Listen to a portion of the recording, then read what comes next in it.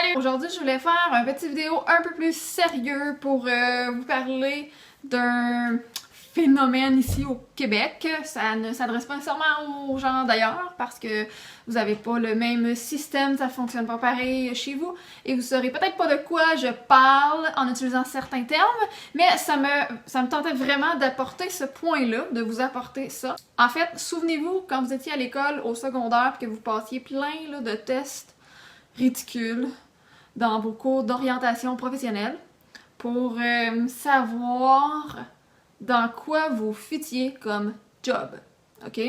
C'était déjà difficile à cet âge-là de savoir ce que tu veux faire dans la vie, puis de croire en toi, puis en les compétences que tu peux développer éventuellement.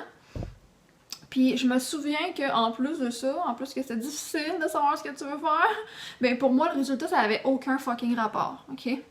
Puis il y avait absolument rien comme job que je voulais faire. Genre, il y avait rien. T'avais beau me présenter plein de choses, il y avait rien de ça que je voulais faire. Moi, je fitais pas, ok? Puis je sais que je suis pas la seule dans cette situation-là. Pourquoi? Ben, c'est pas compliqué. Parce que moi, je voulais gérer des projets, je voulais être en affaires, je voulais enseigner quelque chose à des gens, tu sais, travailler avec une équipe de travail, partir des idées, innover le marché, tu sais, genre de trucs que on ne parle pas quand t'es au secondaire à l'école, t'sais. Puis malheureusement, ce que je trouve vraiment beaucoup déplorable, c'est que depuis qu'on est tout petit, à la maternelle, donc le préscolaire, en tout cas depuis qu'on est vraiment tout petit, l'école ça nous forme à devenir des bons employés.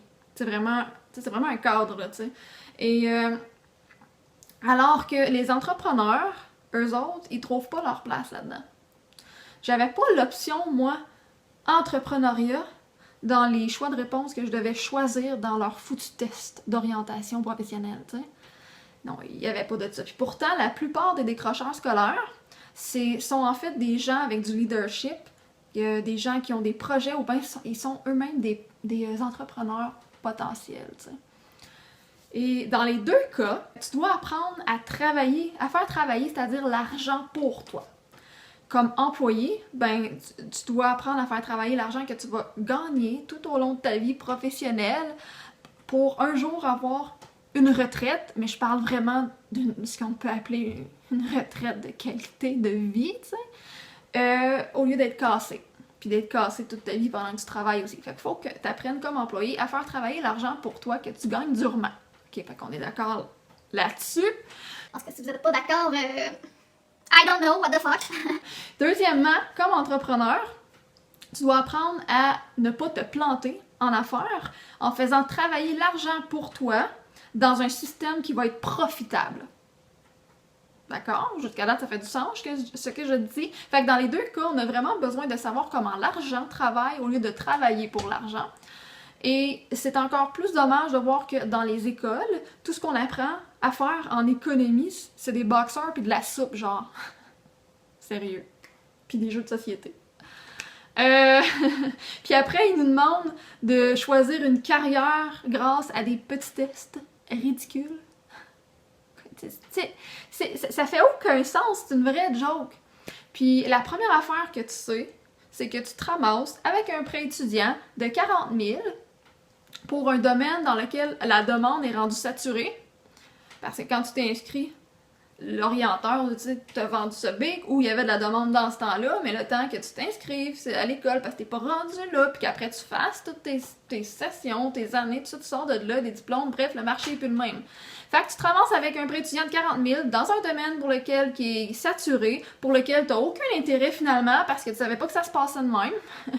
Puis en plus, tu te fais dire que t'es surqualifié, fait qu'on peut pas te payer le salaire que tu vaux. Ce que ça fait, ça c'est des statistiques, là. Tu te ramasses en dessous du salaire annuel qui équivaut au seuil de la pauvreté. C'est triste, mais c'est fucking ridicule aussi. Puis désolé, là. Désolé to everybody, parce que j'aime beaucoup l'enseignement, tout ça, l'éducation, mais le système scolaire, c'est du gros n'importe quoi au Québec, ok? C'est vraiment du gros n'importe quoi.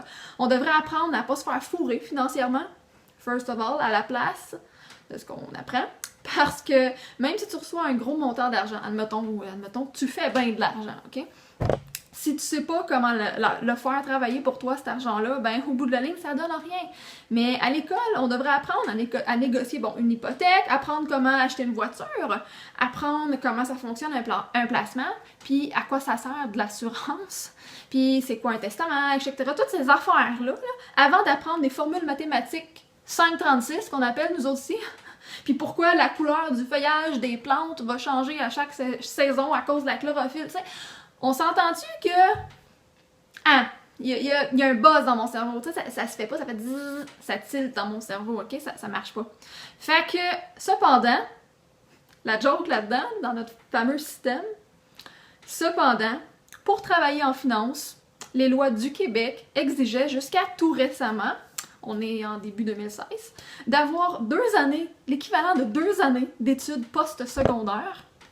Mais attention, que ce soit en coiffure, en soudure, en cuisine, en médecine, en biologie, en ce que tu voudras, oui, c'était reconnu comme étude nécessaire et utile pour travailler en finance. Là, tu pouvais apprendre comment faire travailler l'argent pour toi, comment l'argent travaille. C'est con! C'est fucking con, c'est totalement stupide, c'est ridicule. Mais bon, cette loi-là est tombée au Québec depuis tout récemment, c'est ce que je disais. Mais c'est totalement ridicule. C'est n'importe quoi comme crédibilité, là. Puis pour vrai, c'est moins compliqué qu'on pense, parce que... C'est parce qu'on nous le montre pas! C'est parce on veut que ça ait l'air compliqué. Quand je dis on, je parle pas de moi, là, mais je parle du on, je parle de la société, du système, tout ça. On veut que ça ait l'air compliqué pour le citoyen moyen, parce que ce qu'il ne sait pas, il ne peut pas le gérer. Et ce qu'il peut pas gérer, ben il peut se faire avoir. Mais si quelque part il se fait avoir, ça veut dire que l'argent travaille pas pour lui, ça veut dire qu'il fait pas travailler l'argent pour lui. Ça veut dire que, mais l'argent ça travaille d'une façon ou d'une autre, l'argent ça dort pas. Fait que ça travaille pas dans les poches du citoyen moyen, ça travaille dans les poches de qui vous pensez? Fait que moi ça me répugne parce que qu'est-ce que tu fais en sortant de l'école? Tu te trouves une blonde, tu fondes une petite famille, tu achètes une maison, tu t'achètes un char, tu vas chercher ton permis de conduire, t'es tout content.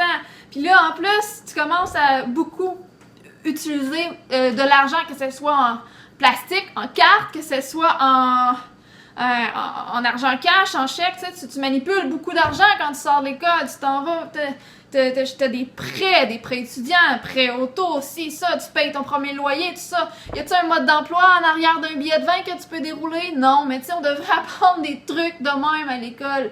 Puis, pas genre une foutue institution qui prêche pour sa paroisse ou le vendeur de la famille qui... Non, les gens devraient comprendre eux-mêmes, puis c'est tellement plus simple quand tu montres des bases à l'école. C'est tellement simple dans le fond, c'est parce qu'arrêtez de parler du jargon de la finance, là, puis le peuple va vous comprendre, tu sais, mais ça, vous voulez pas. Bref, je m'éloigne du sujet, le sujet étant que, rappelez-vous, vous, au secondaire, qu'est-ce que vous aviez appris, puis comment le cours d'orientation professionnelle était, ma foi, bien utile. Je sais pas qu'est-ce que ça vous avait donné comme résultat. Ou qu'est-ce que l'orienteur que vous avez rencontré en personne il vous disait de faire comme carrière, dans quoi vous fitiez, dans quel moule, mes amis. Moi, je le sais pas, mais j'étais quand même bonne à l'école, je me forçais pas plus que ça parce que je voyais pas l'intérêt, mais j'étais en haut de la moyenne, puis quand je voulais pour écœurer le monde, j'allais péter des scores de malade, juste pour leur montrer que j'étais capable, mais que ça servait fuck all à rien. Puis j'avais un petit côté décrocheuse en même temps parce que je voulais autre chose. Moi, je voulais être entrepreneur, je voulais développer des projets. Puis c'est pas quelque chose qui me permettait de me développer moi, puis d'avoir de la vision, puis de l'ambition quand t'es à l'école. Non, il faut que t'ailles. Après ça, c'est comme ils te mettent dans la tête d'aller au cégep, d'aller à l'université, d'aller faire exactement tel cours pour fuiter dans tel cadre, pour avoir tel job, c'est tel salaire que tu vas avoir, pis c'est tracé, là, pis c'est... Non! juste non! C'est pas ça que moi je voulais entendre dans ce temps-là. Puis j'ai pas eu de modèle, je te dirais. Il n'y avait pas non plus de cours de développement là, personnel, là, tu sais, les cours de morale que moi j'avais dans le temps. C'est... Quoi? C'est n'importe quoi. Fait que c'est ça, réfléchissez là-dessus, puis vous, comment c'était au secondaire? Puis est-ce que vous aviez fait des beaux boxeurs? Moi je les ai encore. Attends, je vais vous les montrer. Hey, écoute.